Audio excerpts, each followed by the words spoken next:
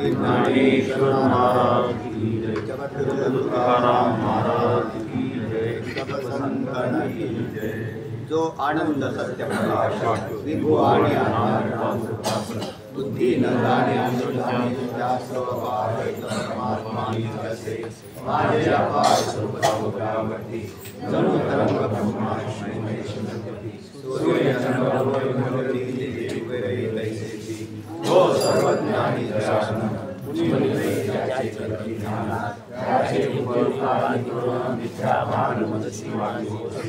ज्याच्या ज्ञाने वासे जगत तसा गुरुवरी सर्वसर्व परिगोरी नारायण सर्व जगत स्वतंत्राणी स्वयं ब्रह्मनिष्ठे पुण्यमची सदैव निष्काम बोध प्राप्ति कारणे भद्रावादानं तो विचारे आत्मात्मका करे नमन कोणा करावेना पुंडलिक अवतार श्री ज्ञानदेव तुकाराम पंढरीनाथ भगवान की जय, ज्ञानेश्वर महाराज की जय, जगद्गुरु तुकाराम महाराज की जय, सब संतान की जय।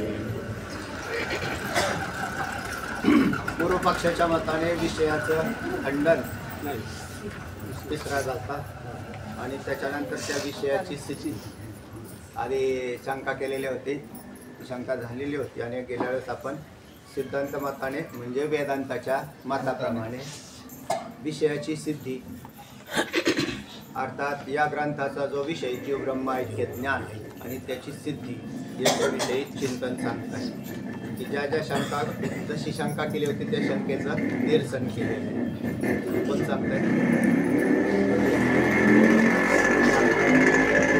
पारमार्थिक जीव ब्रह्माची एकता हा या ग्रंथाचा विषय सिद्ध आहे। अंतकरण अंतकरण अधिष्ठान चैतन्य आणि अंतकरणात पडलेला इथे जीव ब्रह्माची एकता आज म्हटलंय, त्यात पारमार्थिक जीव असा शब्द प्रयोग आहे।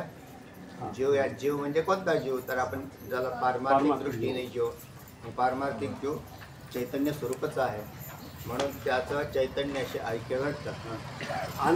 अंतकरण अधिष्ठान चैतन्य आणि अंतकरणात चैतन्याचा पडलेलं प्रतिबिंब या तिन्ही मिळून जीव असे म्हणतात। या तिघांना मिळून जीव होतो। अंतकरण त्या अंतकरणात पडलेल्या चैतन्याचं प्रतिबिंब म्हणा, आभास म्हणा किंवा त्याला लागलेलं अवच्छेदक म्हटलेले पुढे जाऊन असे तीन भाग जीवाच्या ठिकाणी दिलेले जीवाच्या लक्षणात वार्ता। इथे आपल्याला कळण्यासाठी चैतन्याचं प्रतिबिंब त्या अंतकरणात पडलेलं आणि तिसरं अधिष्ठान चैतन्य म्हणजे ज्या अधिष्ठान चैतन्य याला साक्षी चैतन्य म्हटलं तिथं। तर या तिघांना मिळून काय होतं, तीन एकत्र आले तर जीव, तीन जरी एकत्र आले नाही, दोन आले तरी नाही, एकाने तर नाहीच नाही, म्हणून तीनही एकत्र आले की जीवपणाला प्राप्त होतो। हा जीव झाला। चला यात अंतकरण अधिष्ठान जे चैतन्य त्याला विशेष म्हणतात आणि अंतकरणातील जे आभास त्याला विशेषण असे म्हणतात। आता विशेष आणि विशेषण यांचा संबंध दिलेला आहे। जे मुख्य आहे ते विशेष आहे। मुख्य कोण आहे? अधिष्ठान चैतन्य। ते चैतन्य त्याला साक्षी चैतन्य म्हटलं। ते चैतन्य विशेष्य आहे आणि विशेषण कोण लागलं त्या चैतन्यावर? साभास युक्त अंतकरण। साभास म्हणजे आभासाने युक्त असलेलं अंतकरण, ते साभास म्हणजे त्या साभास अंतकरणात दोघं आहे, एक अंतकरण आहे आणि एक आभास आहे। तर या तिघांना मिळून जीव असं म्हटलेलं आहे। पण आपल्याला आपलं लक्षण कळालं पाहिजे। हे लक्षण कोणाचं आहे? जीवाचं लक्षण। आणि ते आपलं काय लक्षण आहे म्हणजे शास्त्र सांगतं तर तेच लक्षण आपण आपल्याशी लावून घ्यावं किंवा आपण कसे बनलेलो आहोत। तर आपण साभासयुक्त अंतकरण आधी मुख्य चैतन्य म्हणजे अधिष्ठान चैतन्य यांचा मिलाप म्हणजे हा जीव झालेला।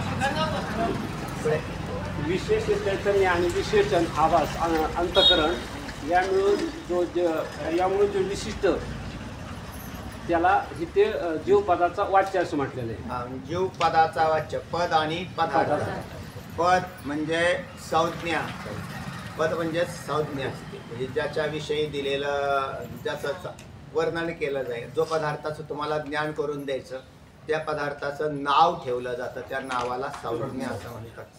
आता ते नाव म्हणजे काय? आता जीव असं हे काय झालं, नाव झालं. आणि याचा वाच्य कोण?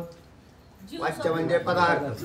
तो कोण? तर प्रत्यक्ष जो जीव आहे, तर त्याचा अनुभव आपल्याला येतो. तो काय दाखवता येत नाही, म्हणजे तो दृष्टीने काही दाखवला जात नाही, पण प्रत्येकाला अनुभव आहे.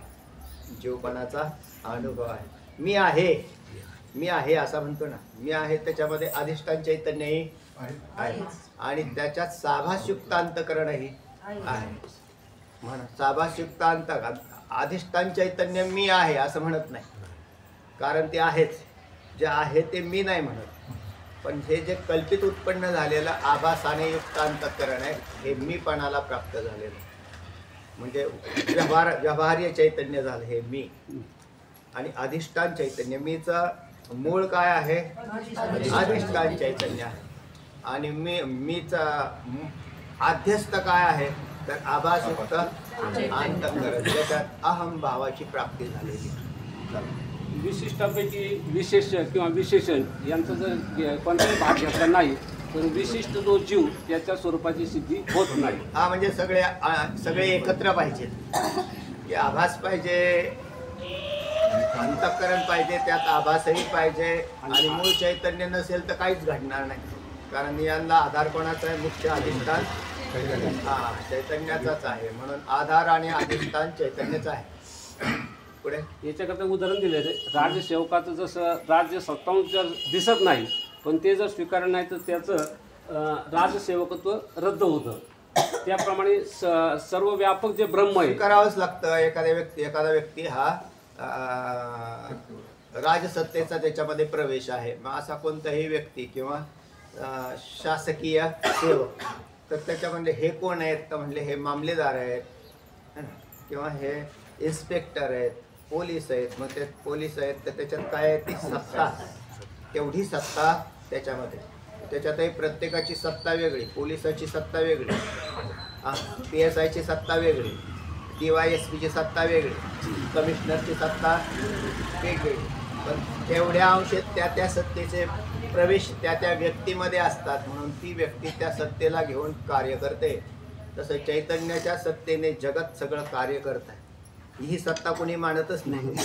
मुख्य सत्ता मानायला पाहिजे. आपण राजसत्ता मानतो, म्हणजे राजसत्ता लोकांना कळाली सुद्धा, पण ही चैतन्याची सत्ता म्हणजे याचं ज्ञान होत नाही. म्हणून तिथं कित्येकांनी तर नाहीच म्हटले, अशी कुठली सत्ता नाही. पण मग तुम्ही कोणाच्या सत्तेने प्रभावित झाले? तर एका चैतन्याच्या सत्तेने सगळे व्यवहार होतात. चला, याप्रमाणे सर्व व्यापक जे ब्रह्म आहे त्याचा जेवढा भाग अंतःकरणात आहे, अंतःकरण अधिष्ठान रूपाने आहे, त्याला कुटस्थ, साक्षी, आत्मा अशा अशा प्रकारची नावं येतात. तर त्या प्रत्येक पदाचे अर्थ भिन्न भिन्न असतात. त्या ठिकाणी त्याचा संदर्भ असतो. ज्या वेळेला प्रकाशन करण्याचं काम आलं त्यावेळेला त्याला साक्षी अशी संज्ञा आलेली. मग आता ती संज्ञा म्हणजेच त्याचं नाव. तुम्हाला त्या पदार्थाचं नाव, तो पदार्थ कळण्यासाठी जे शाब्दिक खूण केली जाते तिचं नाव आहे संज्ञा.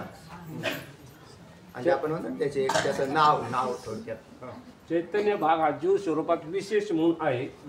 आणि तो जर वंध्यापुत्राप्रमाणे जर असत मांडला पूर्वपक्षीच्या म्हणण्याप्रमाणे, तर विशिष्ट जो जीव त्याची सिद्धीच म्हटला होता ना, मी साक्षी दिसतच नाही आणि कोणाचे व्यवहार होत नाही. कर्तृत्व भक्तृत्वाला धरून जगाचे व्यवहार होतात, लोकांचे होतात. साक्षी म्हणून कोण व्यक्तीला कोणाला ज्ञात आहे तेव्हा साक्षी काय आहे तो. म्हणून जसा कोणाला साक्षी माहीत नाही म्हणून आम्ही मानित नाही असं म्हटलं होतं. पण तसं तुला करता येणार नाही. तुला तरी सत्ता कुठे दिसली तेव्हा, पण तू मानतोस ना. सत्ता दिसते का? नाही दिसत. एखादा व्यक्ती हा राजपत्रित आहे, एखादा मनुष्य, तर तो म्हणजे तो व्यक्ती दिसतो, पण त्याच्यातली सत्ता दिसत नाही. अगदी तसंच ते सुद्धा आहे. चैतन्य दिसत नाही, पण चैतन्याच्या सत्तेशिवाय काहीच होत नाही. राजा पौडला सुखे, देशीचा देशीचा देशी प्रजा आपुले अभिलाखे करीती सकळ. राजा निवांत झोपलेला आहे. प्रजा त्याच्यातल्या राजसत्तेच्या द्वारावरती सगळी प्रजा त्या ठिकाणी व्यवहार करताना दिसते. याच्याकरता साक्षी राजा नाही व्यवहार करत, राजाची सत्ता काम करते. तो निवांत झाला. तो कुठं काय करतो? आता काय कुठले व्यवहार करायचे असतील किंवा जिल्ह्याचे काय व्यवहार करायचे असतील तर कलेक्टर करतात किंवा राजा कुठं काय करतो, म्हणून तिकडे ते निवांत येतं. पण मग त्यांचे व्यवहार सगळे चालतात कारण त्या सत्तेची विभागणी होते. त्याच्यामुळे साक्षीचा स्वीकार केलाच पाहिजे साहेब. विशिष्ट जीवाचे शुद्ध ब्रह्माशी ऐक्य घडत नाही हे खरे आहे, पण विशिष्टामध्ये जे विशेष साक्षी आहे तो शुद्ध सच्चिदानंद आहे, त्याचे ब्रह्माशी ऐक्य घडण्यास काही हरकत नाही असं आहे. आता उपाधी सहित ऐक्य घडत नाही. याच्यात असा विषय आहे, एकत्र मिसळलेले पदार्थ जे असतात ना, नेहमी दृष्टांत सांगताना म्हणत असतो, जसा एका बादलीमध्ये निखळ शुद्ध पांढरं पाणी आहे, म्हणजे पांढरं पाणी म्हणण्यामध्ये त्याच्यामध्ये काही मिसळलेलं नाही, नुसतंच शुद्ध पाणी आहे. आणि एका बादलीमध्ये पाणी आणि त्याच्यात काळा रंग टाकलेला आहे, बरोबर आहे. तर काळ्या रंगाने भरलेल्या त्या पाण्याचं, बरोबर आहे ना, पाण्याचं त्या शुभ्र पाण्याशी ऐक्य व्हायला अडचण नाही का? कसं काय होईल? होणारच नाही. काळ्या रंगाच्या पाण्याचं निखळ पाण्याशी ऐक्य होत नाही. मग काय करावं लागेल त्या पाण्याला? काळ्या पाण्याचा त्याग जर झाला तर पाणी या अंशामध्ये ऐक्य आहे. काळेपणाचा त्याग म्हणजे परमार्थ आहे. म्हणजे सगळा परमार्थ हा त्यागावर आधारित आहे, घेण्यावर काहीच नाही. आणि लोकांची जास्त घाई घेण्यासाठी आहे. लोकांना वाटतं काही घेतलं ना की परमार्थ झाला. परमार्थात टाकण्यासाठी आहे. टाकण्यासाठी पण मग काय टाकावं, तर जेवढी काय त्याच्यामध्ये हा जीवाला रस वाटतो ना, व्यावहारिक सगळ्या गोष्टीत रस आहे त्याला, म्हणून परमार्थात सुद्धा त्याच रसाने पुढे आलेला आहे तो. त्याला टाकण्याच्या दृष्टीने येत नाही तो, म्हणून परमार्थात काही स्वीकारायचं नाही. अण्णा नेहमी सांगायचे की काय तिथं घेण्यासाठी काहीच नाही, सगळं टाकण्यासाठी आहे. टाकण्यासाठी म्हणजे काय टाकलं याने? परमार्थ टाकून दिला. परमार्थ नाही टाकला, त्याने काय टाकून दिलं की व्यावहारिक सगळा भाग आहे तो डोक्यातला कमी कमी कमी कमी करत नेला. म्हणून जगताची आसक्ती चित्तातली नाश करणं, आणि चित्त निखळ मोकळं झालं की मग त्याच्यामध्ये आत्मज्ञानाची उत्पत्ती आहे. चित्तात जोपर्यंत इतर मटेरियल भरलेलं आहे तोपर्यंत त्याला भगवत प्राप्ती होत नाही, साक्षात्कार होत नाही. मग आता म्हणून त्यागाची किंमत दिलेली तिथे. पण सगळं काही टाकलं की तुम्ही जसे आहात तसे आहातच, जसे आपण मूळचे आहोत तसे आहातच. म्हणजे फक्त जे स्वीकारलेलं आहे जीवदशेत ते टाकायचं, जीवपणा टाकायचा आहे.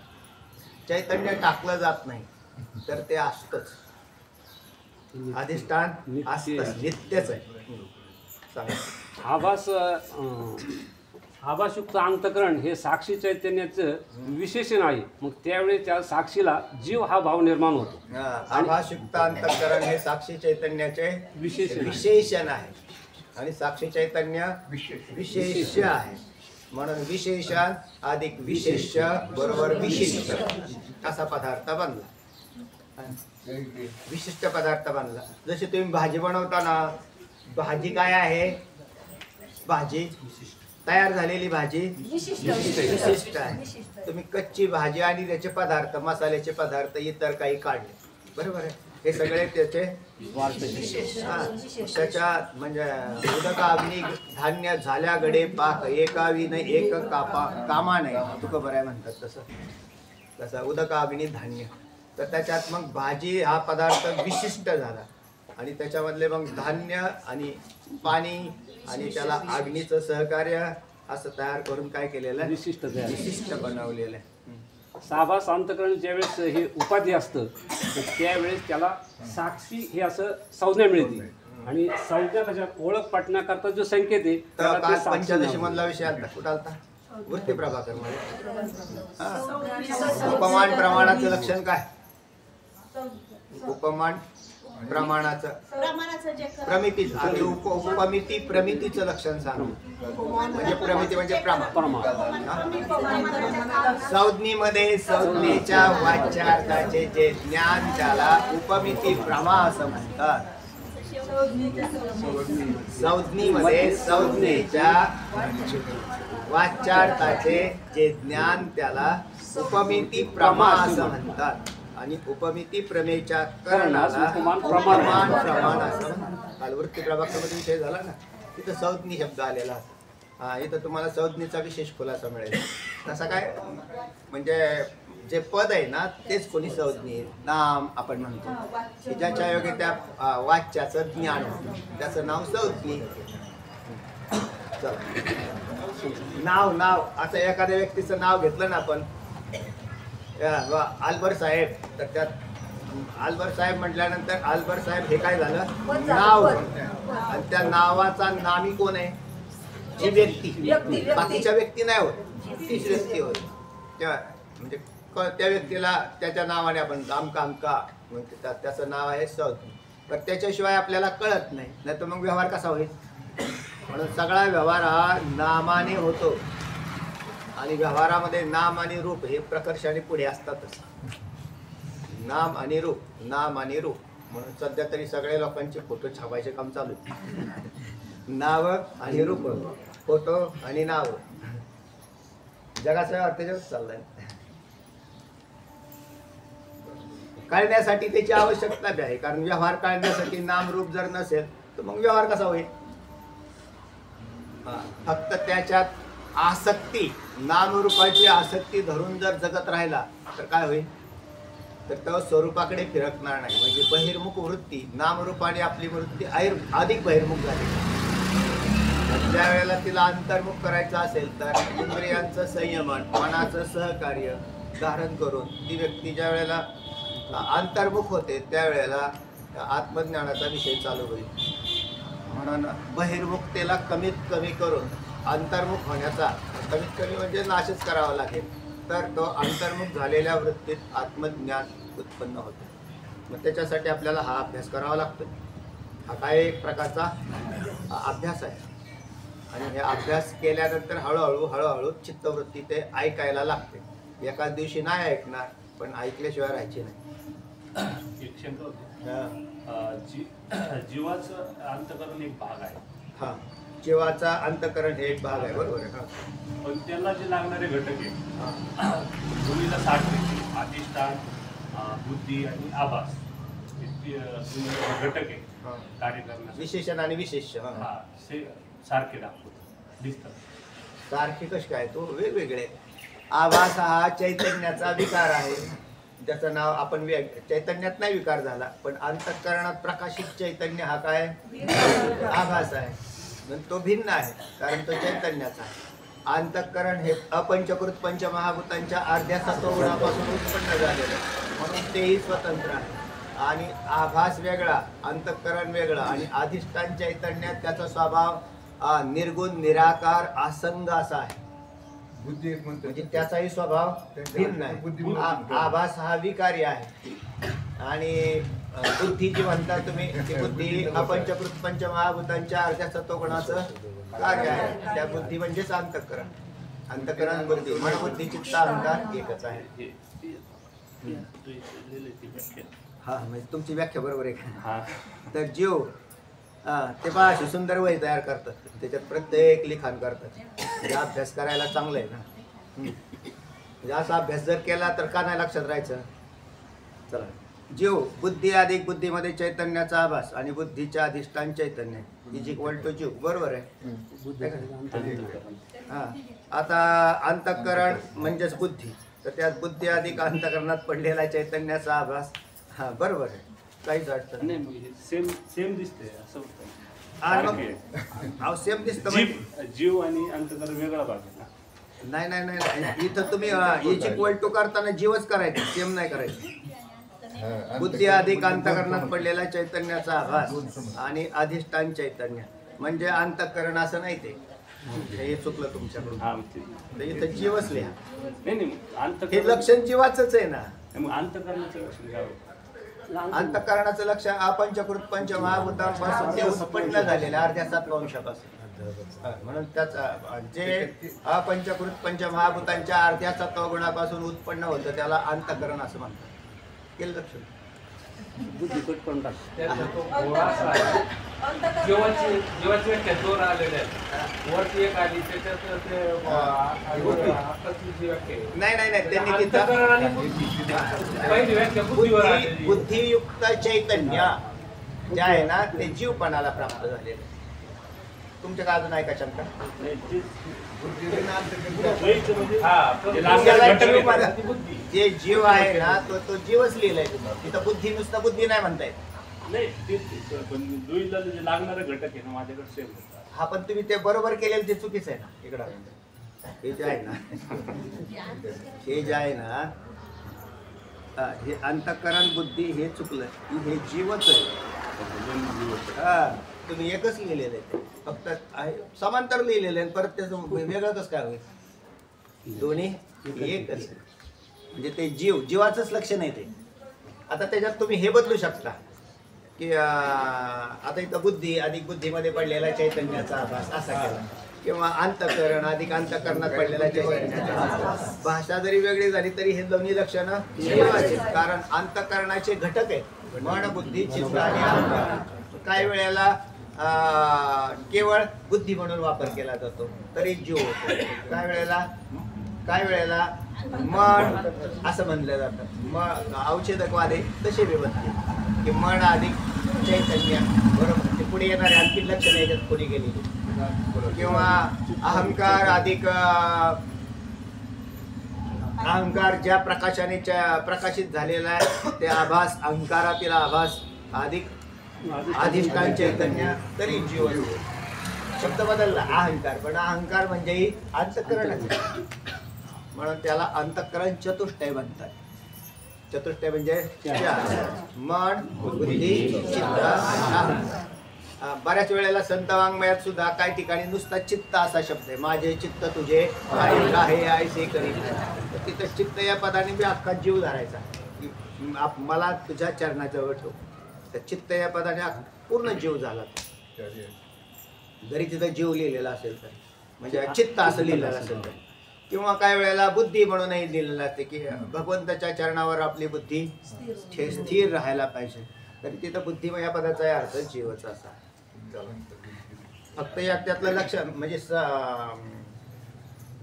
सूत्र कळालं ना की लक्षात आलं. सूत्र काय? बुद्धी वापरतात. सूत्र काय? विशेषण अधिक विशेषण बरोबर विशेष जीव. आता आधी विशेषणाचं विच्छेदन करू आपण. तर विशेषणात अंतःकरण. आता अंतःकरणाचं विच्छेदन केलं.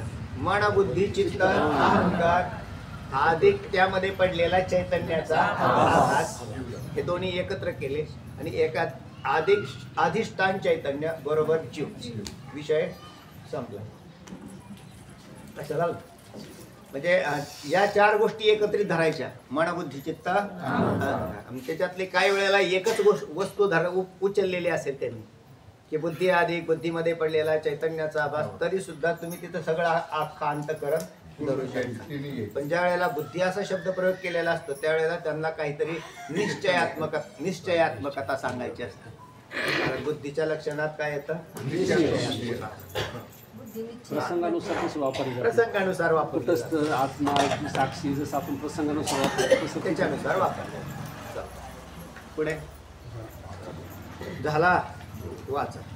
जीवामध्ये जो चैतन्य भाग आहे हा तो मंद बुद्धी पुरुषास पान नंबर 30 वरती मध्य भागात आहे पहा. तुमच्याकडे हा नवीन ग्रंथामधला 33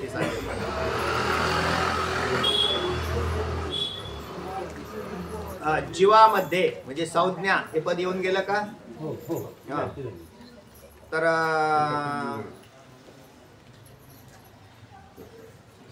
इथून वाचा. आभासयुक्त बरोबर. आभासयुक्त अंतःकरण हे साक्षी चैतन्याचे विशेषण असल्यामुळे त्या साक्षीच्या ठिकाणी जीव असा व्यवहार होतो. बरोबर. आणि ते साभास अंतःकरण उपाधी असेल तर अधिष्ठान चैतन्यासच साक्षी अशी संज्ञा येते. पहा एक जीव झाला आणि एक साक्षी झाला म्हणजे तो ह्याच्यामध्ये काय बदल झाला? आता इथे बी एक शंका आली आणखी. एकाला जीव म्हणायचं आणि एकाला साक्षी म्हणायचं. तर ज्या वेळेला साभासयुक्त अंतःकरण, त्या ज्याच्या बुद्धीच्या ठिकाणी काय नसतं, विशेषण राहत नाही, तर तोच पुरुष त्या शरीरात जिवंत असताना साक्षी बनतो. आणि हे काम आहे आपले संतांचं. जीव वेगळे आणि संत वेगळे. संत शरीरात राहतात पण शरीरातले नसतात, त्यांना संत कशाला राहत नाही, तर ते आभासयुक्त अंतःकरण जे आहे ते त्याला जीवपणाला कारणीभूत आहे. जीवाला सुद्धा जीवपणाला कारणीभूत कोण आहे? आभासयुक्त. म्हणजे त्याचे धर्म, जीवपणाचे धर्म हे ज्याच्या ठिकाणी ते राहतंय, अंतःकरणाचा बाधित होऊन ते राहतं. ब्रह्मविद्येने अंतःकरणाचा बाध होतो आणि बाध झाल्यावर आभासयुक्त अंतःकरणाचे धर्म तो मानायला लागत नाही, तर तो अधिष्ठान चैतन्याच्या ठिकाणी त्याची बुद्धिवृत्ती स्थिर होते. म्हणून तोच व्यक्ती कोण होतो? साक्षी होतो. ते शरीराचा साक्षी होऊन राहतो. आणि जीवाचं तसं नाही. जीव अधिष्ठानाशी कधीच संपर्कात नसतो, त्याच्या प्रकाशाने प्रकाशित होतो आणि अंतःकरणाचे धर्म घेऊन व्यवहार करायला लागतो. म्हणून तो जीव होतो. जीवाला उपदेश करण्याचा अधिकार नाही. कोणाला? जीवाला. म्हणून जीवाने उपदेश करू नये, कारण तो स्वतः जीव कक्षेत राहतो. तो काय उपदेश करू शकेल? काय उपदेशाला पात्र आहे? हा, जीवाला उपाधी नाही, विशेषण झालं. आणि महात्म्यांना अंतःकरण हे उपाधी झाली. उपाधीत राहणं. आपण व्यवहारात लोक लय उलटा शब्द प्रयोग करतात. लोक म्हणतात माझ्या मागं लय उपाध्या होत्या म्हणून मी आलो नाही. वास्तविक हे उलट झालं. तुझ्या पाठीमागं फार विशेषण होती म्हणून तू आला नाही, असं आहे. म्हणजे तू तुझ्या वृत्तीला विशेषणं लावलेली ती. माझ्या पाठीमागं उपाध्या होत्या ना, गुरांचे वगैरे धारा काढायच्या होत्या, खायला टाकायचं होतं, रानात जायचं होतं किंवा दुकान उघडायचं होतं. की काय उपाधी एका विशेषण आहे. अज्ञानी पुरुषाच्या दृष्टीने विशेषण अज्ञानी जीवांनी ते विशेषण मानलं ना. लोक उपाधी मानतात ना. व्यवहारात आपला शब्द प्रयोग उलटा होता. हे मृत्यू लोकीचे उपराटे. म्हणजे ही उपाधी नाही, हे त्याने लावून घेतलेलं आहे, विशेषण झालेलं आहे त्याला ते. आणि मग त्याला उपाधी जर असती तर टाकून आला असता. उपाधी असता तर टाकून आला असता. ते म्हणजे आहेत आपल्या पाठीमागं उपाध्या, पण होईल तसं होईल. मुद्दाम पकडता आम्हाला लोटकी मारून विचारलं होते दिवशी. आम्ही बरोबर उपाधी सांगितलं. विशेषण सांगते. तर ते म्हणून उपाधी ज्या आहेत, जे जिता संबंध तुमचे चित्त धारण करत नाही आणि सोडलेला असता असंही नाही. म्हणजे सोडता असं नाही, पण ज्याच्याविषयी काही खंती वाटत नाही तर ते उपाधी बनते. आणि ज्याच्याविषयी खंती वाटते तर ते विशेषण होतं. एवढं झालंच पाहिजे हो. हे काय विशेषण हा व्हायलाच पाहिजे. एवढं नाही झालं कसं काय? लोकांची संसारात टार्गेट असतात, परमार्थात काही टार्गेट नसतं. मोकळं चाललेल्या मनाने जसं होईल तसं होईल, असं नाही. त्याला काहीतरी म्हणजे त्याला टार्गेट पाहिजे ना, ध्येय. म्हणून ध्येय की एवढं मी अभ्यास करेल, इतका अभ्यास करेल, अशापर्यंत या जन्मात मुक्त होईल. हे काय पाहिजे? ध्येय पाहिजे. याच जन्मात मुक्त होईल हे ध्येय पाहिजे. म्हणजे ध्येय तरी मोठा असावं लागतं. म्हणजे मनुष्य प्रवास तिथपर्यंत करेल ध्येय. कारण ध्येय छोटं ठेवलं. या जन्मात मी 5 अभंग पाठ करेन, काय ध्येय झालं काय? 5 सुद्धा अभंग नाहीत कीर्तनकारांचे पाठ. अशी अवस्था आहे. कीर्तनाला घेतलेला आनंदच तेवढा बळबळ पाठ करते ते. चला, म्हणून ध्येय मोठं ठेवा. होईल नाही होईल, भगवंत काय आपला सहकार्य असेल आणि आपलं चित्त, माझे चित्त मज ग्वाही, जसं होईल तसं होईल. पण जास्तीत जास्त चित्ताला अंतर्मुख करायचा प्रयत्न केला आणि प्रयत्नांची काष्टाचा परागती, जास्तीत जास्त प्रयत्न केले पाहिजेत त्या. आणि या प्रयत्नाशिवाय साध्य होत नाही. संसार होत नाही तर परमार्थ कसा होईल? संसारात तरी कष्टच करतात का ना रात्रंदिवस, तरी साध्य होत. आता इथे साध्य होण्यासारखं आहे पण इकडे प्रयत्न करत नाही. सांगा पाहता. जीवामध्ये म्हणून जो- 2 भाग झाले, जीव वेगळा आणि साक्षी वेगळा. साक्षी कोणाला म्हणायचं? महात्म्यांना म्हणावं, संतांना म्हणावं. आणि जीव हा विशेषणाने युक्त असतो. त्याच्या माग संसाराचं सगळं विशेषण जोडलं गेलेलं आहे. पत्नी आहेत, मुलं आहेत, जमीन आहे, जुमला आहे, पैसा आहे, आडका आहेत, दुनियादारीचे सगळे धंदे करतो. आणि त्यानंतर मला असतो बरं का, पण माझ्या मागे थोड्या उपाध्या जास्तच होत्या. मग उपाध्या होत्या तर उपाध्या असल्यावर तर उलट यायला पाहिजे. म्हणून जो उपाधीने युक्त असतो तो महात्मा पुरुष आणि जो विशेषणाने युक्त असतो तो जीव आहे. किती सोपं आहे हो. ज्याला टाकता येतं त्याला म्हणायचं त्याने फार होत मोठी उपाधी. आणि मोठी उपाधी असून टाकून चिंतन करत असेल तर तो म्हणायचं हा ज्ञानी. म्हणजे त्याला नाही ज्ञानी म्हणण्यापेक्षा इथं तो उपाधीचा त्याग करण्याची क्षमता आहे त्या व्यक्तीकडे. उपाधीने युक्त झाला लगेच ज्ञानी होईल असं नाही, पण उपाध्यांचा त्याग, उपाधी मानावी. संसाराला उपाधी मानून तिला कमीत कमी बाजूला ठेवत असेल किंवा फार अत्यंत महत्वाचं काम, एखादी व्यक्ती मेलेला आहे आणि तिकडं जायचंय ना, मग त्याला जायचंय तर त्या टाकलं आणि तिथून पाठाला आला. जसे तिकडे मडे झाकून या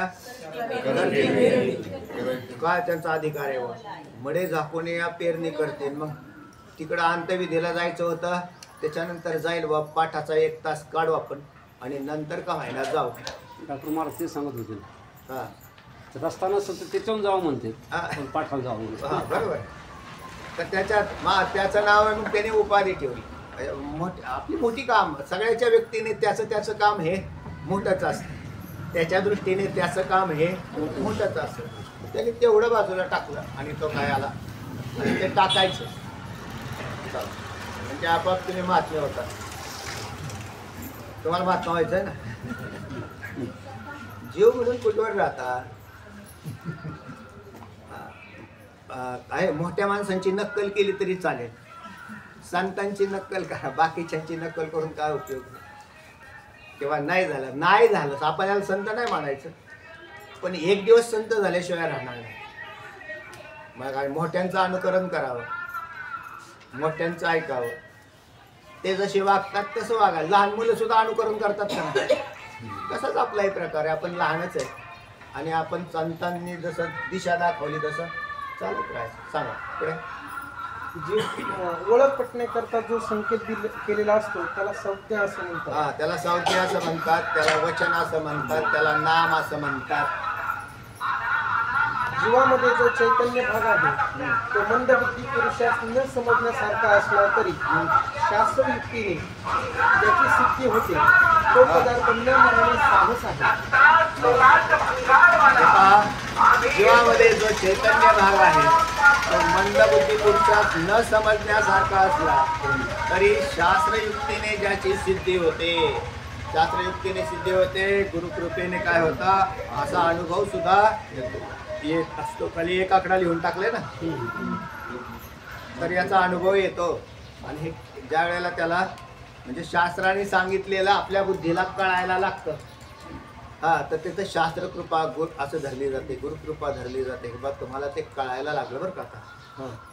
मंदबुद्धी पुरुषास न समजण्यासारखा असला तरी शास्त्रयुक्तीने याची सिद्धी होते आणि गुरुकृपेने प्रत्यक्ष अनुभवही येतो. चला, तो पदार्थ न मानणे साहस आहे. बरोबर आहे. तो पदार्थ न मानणे साहस आहे. कोणता पदार्थ न मानणे साहस आहे? मानावंच लागतं, कारण त्याच्याशिवाय कोणतेच व्यवहार होणार नाही. सकाळी उठलो सुद्धा नसतो. जर तुम्ही चैतन्य मानत नाही ना तर सकाळी उठले नसते. पण सकाळी उठले, स्नान केलं, मग ते विशेष चैतन्याने स्नान केलं, त्या आभासाने. आत्मा या विश्वामध्ये एकच आहे, ज्याला ब्रह्म म्हणतात. एकच आहे, एकच तत्व आहे. म्हणून सगळ्यांचा आत्मा एकच आहे आणि सगळ्यांचा जीवात्मा भिन्न आहे. त्या जीवात्म्यात आभास जो मिसळलेला आहे त्याला चैतन्य असं म्हटलं. म्हणून त्याच्या साक्षीने सकाळी उठलो म्हणजे तो आभास आपल्या या शरीरामध्ये अजून कार्यरत आहे, बाहेर गेलेला नाही. कारण ज्या वेळेला जीव हा त्या स्थूल देहाचा त्याग करतो त्यावेळेला सूक्ष्म देह म्हणजेच आभासयुक्त चैतन्य ज्याच्यात राहतं तो बाहेर निघून जातं. म्हणजे आभासाला जाणं येणं संभवतं, चैतन्याला जाणं येणं संभवत नाही. आभासाला बाहेर जातो येतो कारण आभासावर सूक्ष्म देह टिकलेला आहे.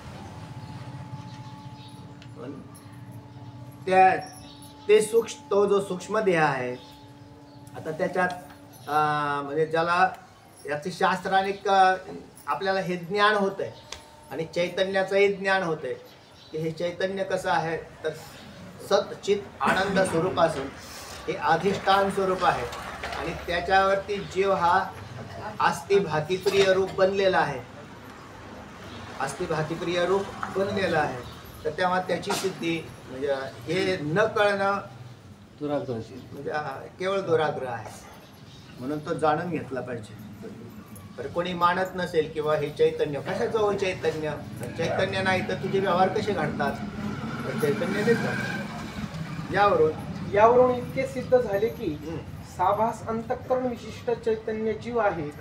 साभास अंतःकरण विशिष्ट चैतन्य जीव आहे आणि त्यात साभास अंतःकरण एवढा भाग विशेषण आहे. विशेषण काय आहे? साभास अंतःकरण. आणि आता विशेष्य काय आहे म्हणतात?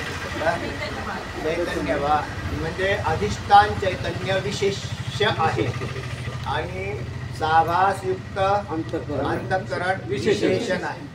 आता याच्यात एक अजून थोडीशी लक्षात घ्या सूक्ष्मता. एक चैतन्य विशेषण बी आहे आणि एक चैतन्य विशेष्य बी आहे. आभास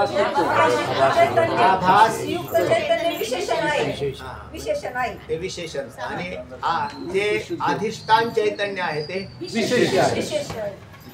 आता आभासयुक्त चैतन्य उपाधीमुळे निर्माण झाले. कोणती उपाधी? अंतःकरण उपाधीमुळे. नाहीतर ते येत बी नाही.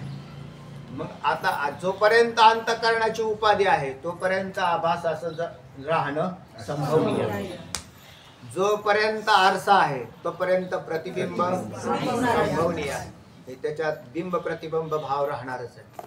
तसं एक चैतन्य अधिष्ठान चैतन्य याला अंतःकरणाची उपाधी लागली म्हणून आभासयुक्त चैतन्य झालं आणि आभासयुक्त अंतःकरणासहित अधिष्ठानासहित असलेलं जे चैतन्य ते जीवपणाला प्राप्त झालं. तिथं अधिष्ठान सुद्धा आहेच कारण अधिष्ठानाशिवाय संभवनीय नाही, जीवाची सिद्धी होणार नाही. चला घट आकाश घट आकाश म्हणजे घट ही उपाधी झाली आणि व्यापक चैतन्य येणार आहे. हा दृष्टांत आलेला आहे पुढे की जे व्यापक आकाश आणि त्या व्यापक आकाशातील घटाच्या अंतर्गत येणारं आकाश हे थोडं परिच्छिन्न झालेलं दिसतं. आता तिथं ते अवच्छेदन दिसेल किंवा मग त्याला असं केलेलं आहे घटामध्ये पाणी भरलं आणि मग त्याच्यामध्ये येणारं आकाश जल आकाश असं केलेलं आहे. जीव चैतन्य हे तुम्हाला पुढे ज्यांनी आधी अगोदर अभ्यास केलेला त्यांना माहिती आहे. तर तेव्हा महाआकाश, मेघाकाश, जलाकाश आणि घटाकाश असे दृष्टांत झाले. म्हणजे चैतन्याचे 4 भाग करून तुम्हाला हा विषय पुढे येणार आहे अजून समजून सांगायला. जेवढं समजते आत्ता एवढा घ्या समजून.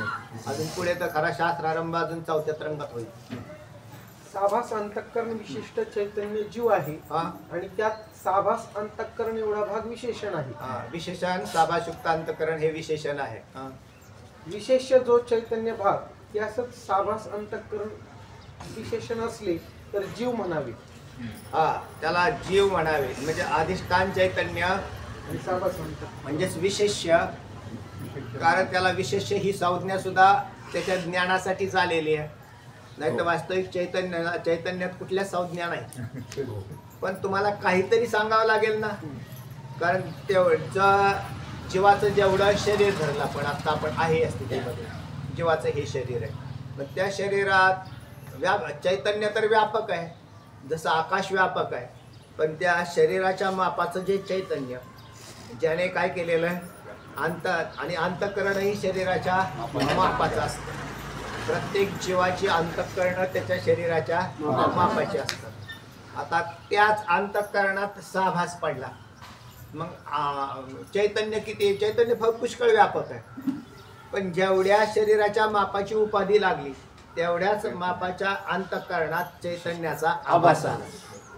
म्हणून त्या शरीर अधिष्ठान चैतन्य, शरीराला अधिष्ठान असणारं चैतन्य आणि अंतःकरणात आभासी चैतन्याचे दोन विविध चैतन्याच्या झालेले तिथे, आणि हे दोन्हीही जीवाच्या अंतर्गत येतात. झालं? आता चैतन्य नाही जीव झाला, पण चैतन्याशिवाय जीव झाला नाही. चैतन्य जीवपणाला नाही आलं, कोणता? अधिष्ठान जीवपणाला आलंच नाही, पण त्याच्याशिवाय जीव झाला नाही. कारण जीवामध्ये जो प्रकाश आलेला ते तर व्यापकच आहे सर्वत्र. ते असंग निर्विकार जसंच्या तसं राहतं शुद्ध बुद्ध, पण ते अधिष्ठान होतं त्यावेळेला अंतःकरण साभासयुक्त अंतःकरण तिथं असतं, म्हणून जीवपणाची संज्ञा बनते. विशेषण झालं ते म्हणून ते विशेषण, हा मग त्याला विशेषण. आता त्याच्यातही मग ज्या म्हणून हा प्रवास, हा जीवपणाचा प्रवास सांगू राहिलेत आता. हे जीव झाले कसे? कारण आपल्याला इथूनच सुरुवात करावी लागेल अध्यात्मशास्त्र शिकायचं म्हटल्यावर, की हा जीव झाला कसा हे तुम्हाला कळालं तर जीव मुक्त कसा होतो हे कळेल. जो झाला कसा हेच जर नाही कळालं तर मुक्त कसा होईल त्याच्या शंका आहे तशाच राहते. यातला कोणत्या भागाला मुक्त करायचे? आभास तर असं म्हटलं की जोपर्यंत जीव आहे तोपर्यंत शरीर आहे, सूक्ष्म देह आहे, प्रारब्ध आहे, तोपर्यंत ते बाहेर जाणार नाही, बाधित करायचं. म्हणून आभासाला हकलपट्टी करता येत नाही. आभासाची हकलपट्टी झाली नाही, चैतन्याचीही झाली नाही, मग कशाची झाली? अज्ञानाची झाली. कारण आभासाच्या 7 अवस्था पुढे जाऊन सांगतील तुम्हाला. म्हणजे आभास पहिली अवस्था, जीवामधली पहिली अवस्थाच आभास केली, आणि आभासाच्या 7 अवस्था आहेत. म्हणजे अज्ञान, आवरण, विक्षेप, परोक्ष ज्ञान, अपरोक्ष ज्ञान, शोकनाश आणि आनंद या पुढे जाऊन येणार आहेत. पण तुम्हाला आधी जीवाचा अंतरंग तुम्हाला कळालं ना, म्हणजे त्या पदार्थाचं स्वरूप, जीव नावाच्या पदार्थाचं स्वरूप कळून घ्या. जसं आहे ना, कोणताही एखादा पदार्थ जरी असेल तर आपण त्याला म्हणतो काय हो, कशाची बनवली? हे पदार्थ काढला तुम्ही, लाडू. म्हणजे बघा, लाडू कशाचा बनवला? ते म्हणले बेसन पीठ. म्हणजे मग बेसन पीठ दुसरं दिलं खायला तर लाडू होईल का? नाही. म्हणजे बेसन पिठाचा लाडू होतो. तर म्हणले बेसन पीठ नाही, नुसतं साखर, तेल, कारण त्याच्यापासून त्यांनी काय केला? तो पदार्थ बांधला. हा त्या पदार्थाचा, लाडूचा अंतरंग झाला. जे साखर आहे, विलायची आहे, अजून काय मनुके, काजू, बदाम टाकलेले आहेत, हा सगळा त्या पदार्थाचा काय झाला? अंतरंग झाला. तसा जीव नावाच्या पदार्थाचा काय अंतरंग आहे? तर जीव नावाच्या पदार्थाचा अंतरंग आहे अधिष्ठान चैतन्य, त्याच्यावर आलेले उपाधी म्हणजेच हे विशेषण. कोणते म्हणतात? अंतःकरण आणि त्या अंतःकरणात पडलेला चैतन्याचा आभास, या तिघांचा मिळून जीव झाला. मग आता मोक्ष कोणाला मिळतो? अंतःकरणाला का अधिष्ठान चैतन्य? अंतःकरण आहे, ते अंतःकरण जड स्वरूप असल्याने त्याला नाही मोक्ष द्यायचा. तर अंतःकरण ज्याच्या प्रकाशाने प्रकाशित झालंय त्या आभासाने अंतःकरण धर्माचा ताबा घेतलेला आहे आणि तो जीवपणाला प्राप्त झाला. म्हणून बुद्धिस्त आभासास, चैतन्यास म्हणा, बुद्धिस्त जे चैतन्य म्हणजेच आभास, त्याला ब्रह्मज्ञानाची उत्पत्ती होते. आता हे ब्रह्मज्ञान नावाचा काय पदार्थ आहे? तर ब्रह्मज्ञान याचा आहे त्याच्या स्वरूपाची ओळख होणं. आभासाचं स्वरूप काय आहे? केवळ शुद्ध चैतन्य हे आभासाचं स्वरूप आहे. आणि मग म्हणून एखादा वाट चुकलेला योग्य रस्त्याने गेला आणि त्याच्या मुक्कामाच्या ठिकाणी गेला, यालाच म्हणतात मोक्ष झाला. मग तसा चुकलेला प्रवासी म्हणजे आभास, हा चुकला, या आभासाने परत आपला प्रवास करावा. अंतःकरणात जो प्रकाशित झाला त्याने इकडे न जाता आपल्या स्वरूपाच्या घरात जावं. म्हणजे निरंजनी आम्ही बांधिले घर, निराकार निराभासे राहिले. आता आम्ही अंतःकरण रूपी घरामध्ये राहत नाही. मग आम्ही कुठे राहतो? आमच्या स्वरूपाच्या घरात राहतो. जे अंतःकरण रूपी घरात राहतात तर मग ते जीव होऊन राहतात. चला, संत वाङ्मय आहे ना ते अगदी पुरेपूर नाही त्याच्याशी. पण आपल्याला हे कळायला पाहिजे बरं का सगळ्यांना. आणि जीव लक्षण चांगलं भूकंपट्टी करून पाठ करा. जीव कशाला म्हणतात? कशाला म्हणतात? विशेषण अधिक विशेष्य बरोबर विशिष्ट जीव. साभासयुक्त अंतःकरण अधिक साक्षी चैतन्य म्हणा, तटस्थ चैतन्य म्हणा, साक्षी म्हणा, बरोबर काय झाला? जीव झाला. आणि त्यात आता साक्षी चैतन्य म्हणजे काय हे तुम्हाला कळालेलं आहे की व्यापक चैतन्य जे आहे, अंतःकरण उपाधी जेवढ्या भागाला लागली त्याचं नाव साक्षी चैतन्य हा विषय येऊन गेलेला आहे. चला, विशेष जो चैतन्य भाग याचं साभास अंतःकरण विशेषण असले तर जीव म्हणावे. हा, आणि साभास अंतःकरण उपाधी असेल तर त्या चैतन्य भागात साक्षी म्हणावी. बस त्याला साक्षी म्हणावी वरती सांगितलं होतं ना. तर साभास अंतःकरण उपाधी असेल तर, पण तुम्हाला उपाधी म्हणजे काय आणि विशेषण म्हणजे काय हे आधी कळावं लागेल. ऐका आता सुंदर विषय सांगतील. विशेषण म्हणजे काय आणि उपाधी म्हणजे काय. तुम्ही आपण जे म्हणतो ना उपाधी उपाधी उपाधी, तुम्ही जर उपाधी म्हणत असाल तर उपाधी नावाच्या पदाचं विश्लेषण कसं केलेलं आहे, लक्षण काय केलेलं आहे ऐका. दृष्टांतपूर्वक ऐका आता सुंदर विषय. साभास अंतःकरण उपाधी असेल तर त्याच चैतन्यास भागात साक्षी म्हणावी. अंतःकरणाच्या ठिकाणी कर्तृत्व, भोक्तृत्व, सुख दुःख इत्यादी संसार धर्म आहे. बरोबर आहे का नाही? अंतःकरण आहे. आता याच्यावर आणखीन शंका आहेत, ते पुढे पुढे जाऊन निरसन होत राहते. पण सध्या तरी ज्या वेळेला एखादा विषय सांगितला त्यावेळेला तोच विषय तिथं मानायचा. आता लगेच शंका नाही तर करायची. पूर्वी अभ्यास केलेल्यांनी की अंतःकरण जड आहे त्याच्या ठिकाणी कर्तृत्व भक्तृत्व कसं ते पुढे केलेले आहेत. चला, तेव्हा अंतःकरणाच्या ठिकाणी कर्तृत्व भक्तृत्व सुखदुःख इत्यादी संसार धर्म आहे. पहिल्यांदा तरी कोणाच्या नाव टाकावे लागतील का नाही? मग अंतःकरणाच्या टाकू. चला पुढे. त्या धर्मासह वर्तमान शुद्ध जो साक्षी त्याचे ज्यावेळी अंतःकरण ज्ञान करून देते त्यावेळेस अंतःकरणास विशेषण म्हणावे. हा, आता त्या धर्मासह वर्तमान शुद्ध जो साक्षी त्याचे ज्यावेळी म्हणजे दोन्ही धर्मांची काय झाली तर आता मिसळ झाली, एकरूप झालं, त्यावेळी त्याचं अंतःकरण ज्यावेळी अंतःकरण ज्ञान करून देतं शुद्ध जो साक्षी त्याचे. साक्षी कसा आहे? शुद्ध आहे. आणि त्याला धर्म कोणते टाकले? आणि अंतःकरणाचे धर्म कोणते? संसार धर्म, कर्तृत्व भक्तृत्व वगैरे हे अंतःकरणाचे धर्म उचलले आत्म्यावर नेऊन टाकले. साक्षी म्हणजे तिथला आत्मा. आणि तो म्हणायला लागला माझ्या मागे संसार आहे, मला एवढं सगळं करावं लागेल, मी जर नाही केल्यावर कोण पाहिल? तुम्ही कोण आहात? तर ते म्हणजे मी शास्त्राचा अभ्यासाला आलेला असला तर तो म्हणतो मी ब्रह्म आहे. म्हणजे म्हणायला तो काय होतो? ब्रह्म असतो. आणि वागायला कसा असतो? जीव असतो.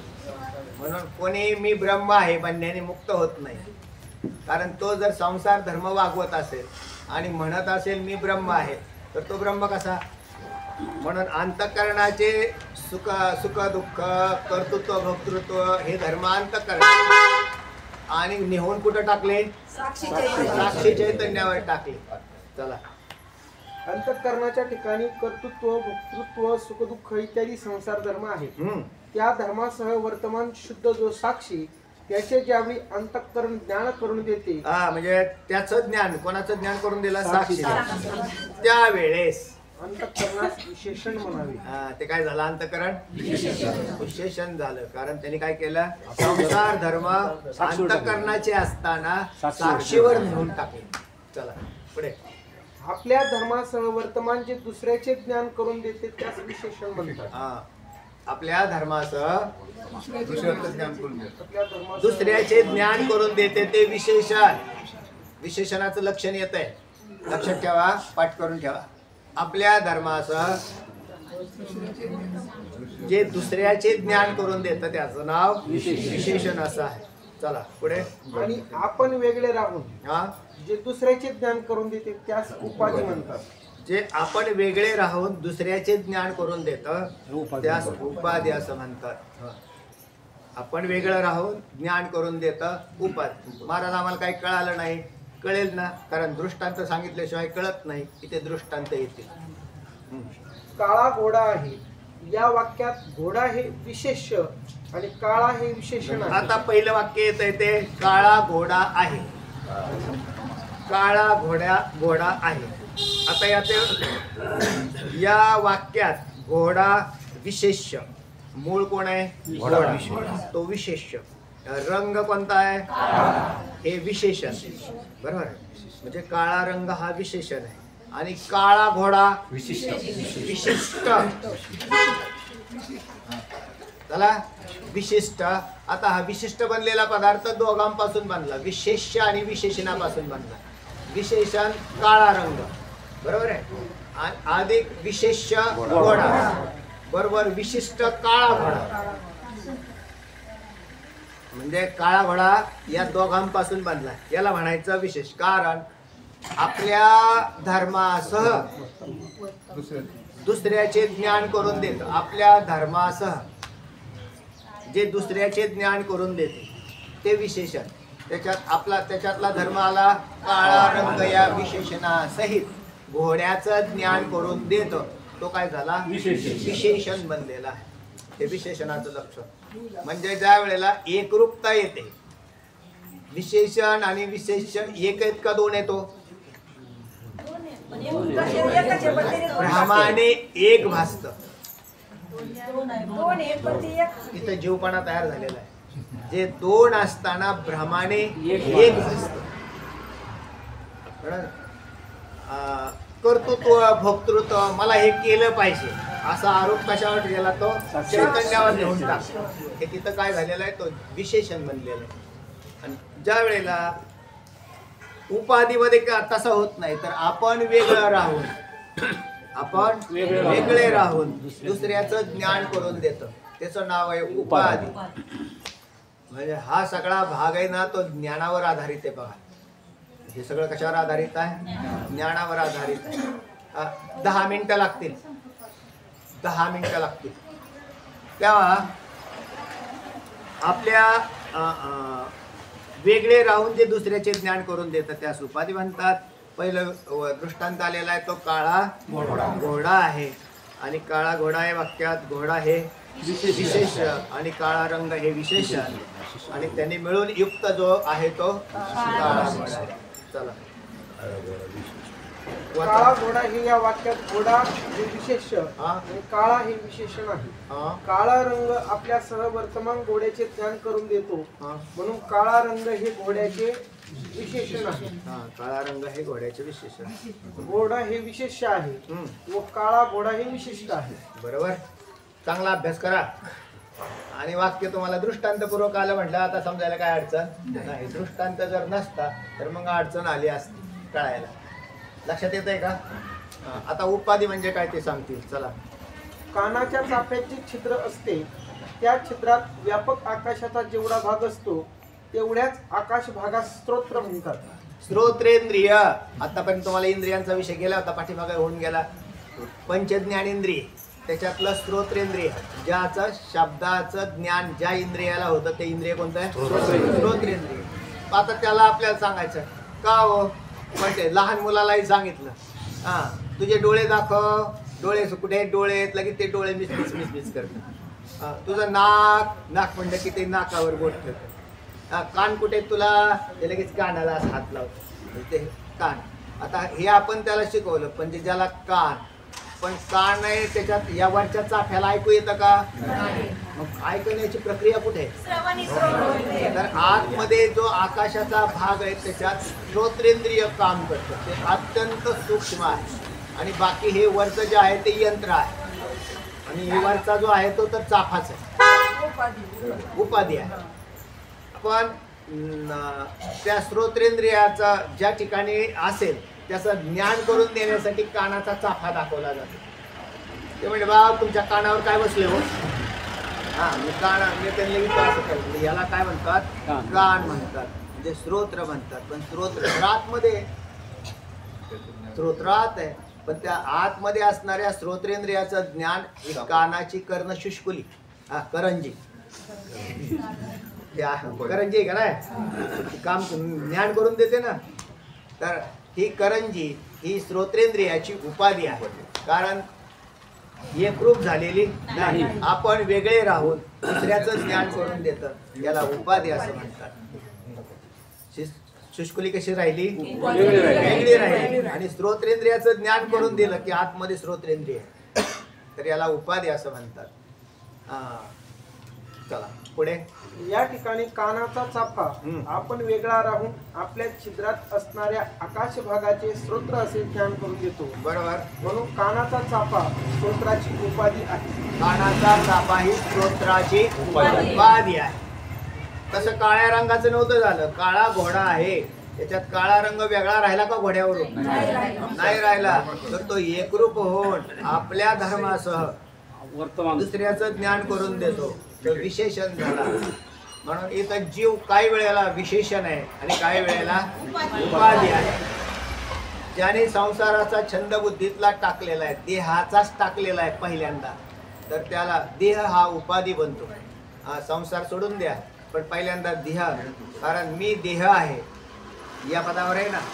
मग आता देह आणि आत्मा याच्यात जमीन आसमानाचा अंतर आहे. एक अनात्मा आहे आणि एक आत्मा आहे, विरुद्ध आहेत. एक प्रकाश आहे आणि एक अंधार आहे. आणि त्या अंधाराला तुम्ही प्रकाश म्हणू राहिले, तर मग काय होईल? म्हणा ना,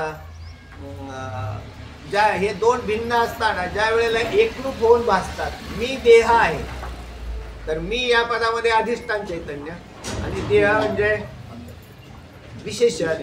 हे विशेषणाने त्याचे काय केले? त्याचे धर्म चैतन्य टाकले आणि मी देह आहे अशा पदाला प्राप्त झाला. मी देह नाही, तर मी सच्चिदानंद ब्रह्म आहे. तर देहाचा त्याग करून, मग देहाचा त्याग केला म्हणजे देह लगेच जळून गेला, पडून गेला, नाश झाला असं काहीच नाही झालं. पण त्याने अंतःकरणाच्या बुद्धीने काय केलेलं आहे? त्या शरीराचा त्याग केलेला आहे. म्हणून शरीरात राहतो आणि शरीराचा त्याग करतो. जो आभास तो उपाधीने, म्हणजे त्याचं शरीर उपाधी बनतो. आणि जो एकरूप होऊन राहतो तो शिव बनतो. हा विषय टाळण्यासाठी विषय आलेला आहे. आणि हे जर नाही कळालं ना, तर जीवच राहतो, युगानुयुग राहतो. म्हणून जीवपणाचा त्याग हा परमार्थ आहे. जीवपणा वाढवणे हा परमार्थ नाही. म्हणून अंतर्मुख वृत्तीचा परमार्थ करावा. बहिर्मुख वृत्तीचा परमार्थ लोकांना फार आवडतो, फार आवडतो. आणि कारण त्याच्यामध्ये वृत्तीला काम असतं ना, आमकं करायचंय, फलाने करायचंय, तिकडे करायचंय, पंक्ती घालायच्या. मग त्याला ती वृत्ती आहे ना, ती तिकडे जास्त जोरदार काम करते त्याची. आणि त्याला सांगितलं बा अंतर्मुख वृत्ती होऊन तू काय कर, ध्यान कर, पांडुरंगाचं ध्यान कर. ते म्हणलं की हे काय म्हणजे, हे तर गपचिपच बसायला सांगतात. लोकांना गपचिप बसायचं म्हणलं की त्यांना वाटतं परमार्थ काय होत नाही. खरं तर काय, शांत बसणे, शांत वृत्ती होणं, याचं नाव परमार्थात सुधारणा होणं. आणि वड्या फिरत राहणं याचं नाव नाही. पारमार्थिक ते जास्त तो या साधन प्रधान असतो. अजून एक आहे, एका साधनापेक्षा दुसरं साधन श्रेष्ठ आहे परमार्थात. आणि हे माहिती बी नाही लोकांना. लोकांना वाटतं एकच साधन श्रेष्ठ असं धरलेलं आहे, त्याला चाल. त्याच्यापेक्षा श्रेष्ठ साधनात तुमची आपोआपच प्रवृत्ती होते. ज्या वेळेला तुम्ही अधिक फिरत असता आणि त्यावेळेला एका जाग्यावर बसून चिंतन करायला लागले, तर तुम्ही श्रेष्ठ बनलेले आहात. कारण तुम्हाला आता त्याच्यात काय करायचं त्याच्यात नाही. मग आता फिरणे हे साधन नाही काय, पण त्याचा अधिकारी वेगळा आहे. निवांत राहिले म्हण कशासाठी? तर निवांत राहिले म्हण हे श्रेष्ठ परमार्थ आहे आणि तो करायला शिकलं पाहिजे. आणि जर हे नाही कळत, म्हणूनच हे येत नाही. विचारसागर वृत्ती प्रभाकर डोक्यात का बसत नाही? इथे तुम्हाला बुद्धिवृत्ती स्थिर करण्याची गरज आहे.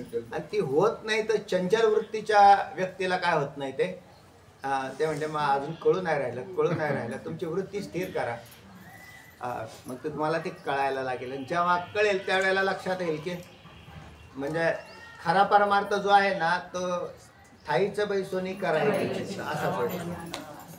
एकाग्र वृत्ती धारण करावी, म्हणजे मग हा विषयही कळेल मी कोण आहे हे कळेल. कारण मी कोण आहे हे कळण्यासाठी बहिर्मुख वृत्तीचं कसं काय काम आहे? काहीच काम नाही. वाचा. विशेषणाने युक्त तो विशिष्ट म्हणावा हा आणि उपाधीने युक्त तो उपहित म्हणावा. हा उपाधीने युक्त तो. आता नाव ठेवायचे आपण त्यांना. ही एक संज्ञा आल्या. कोणत्या संज्ञा आल्या? विशिष्ट आणि उपहित. विशेषणाने युक्त विशिष्ट आणि उपाधीने युक्त. मग आपण विशिष्ट आहोत का उपहित आहोत?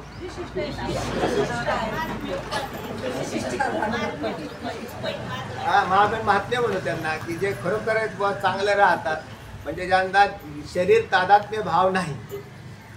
हा जे काही असेल व्यावहारिक जगतामध्ये तर ते फारसं धरून राहत नाही. तर याचा हे ते खासच आहे. याला निसंग वृत्ती म्हणतो आपण. उपाधी वेगळे तुम्ही निर्विकार. ते तर ते देवाला म्हटलेलं आहे. काहीच संसार तुम्हा नाही ऐसे मज करून ठेवणार. तिथं देवाला म्हटलेलं उपाधी वेगळे तुम्ही. त्यांना तो उपाधी नाही, पण आम्हाला तो उपाधी धावणार नाही. पण आम्ही उपाधीत नाही ना राहत. आम्ही विशेषणात जातो ना.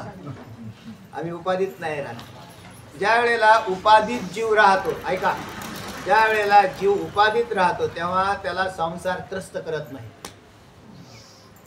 आणि ज्या वेळेला तो विशेषणात राहतो त्यावेळेला विशिष्ट बनून त्याला त्रास होतो. त्रास कोणाला होतो?